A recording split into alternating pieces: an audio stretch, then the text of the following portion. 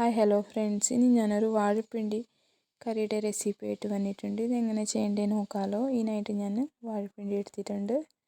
ഇതിൽ പകുതി എടുക്കുന്നുള്ളൂ. ഞാൻ ഇതൊന്ന് പകുതി എടുത്തിട്ട് ഒന്ന് മുറിച്ചെടുക്കുന്നുണ്ട്.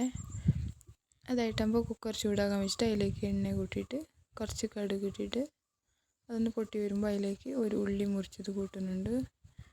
അതിലേക്ക് ഉപ്പ് കൂട്ടിയിട്ട് ഒന്ന് വറുത്തെടുക്കുന്നുണ്ട് ഉള്ളി.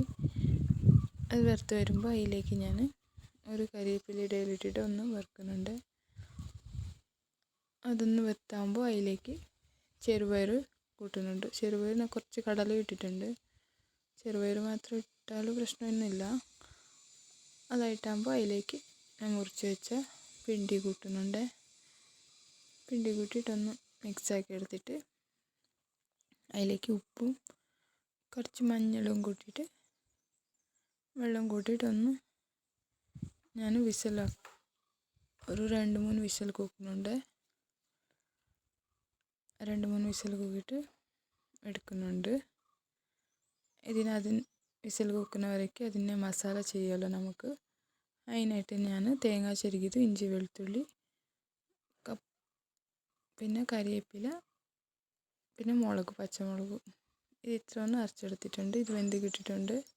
ഇത് വേറെ പാത്രത്തിലേക്ക് മാറ്റിയിട്ട് ഞാൻ അതിലേക്ക് അരച്ച് വെച്ച മസാല ഉണ്ടല്ലേ അത് ഇതിലേക്ക് കൂട്ടിയിട്ട് ഒന്ന് മിക്സാക്കി എടുക്കുന്നുണ്ട്.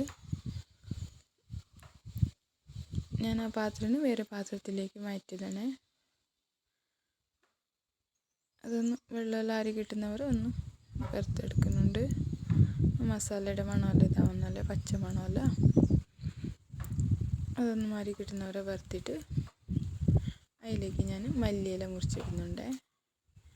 മല്ലിയില മുറിച്ചിട്ട് നിങ്ങളുടെ പിണ്ടിക്കറി റെഡിയായി.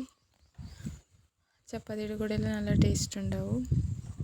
ഹെൽത്തിനും നല്ലതാണ്. എല്ലാവരും ട്രൈ ചെയ്ത് നോക്കി.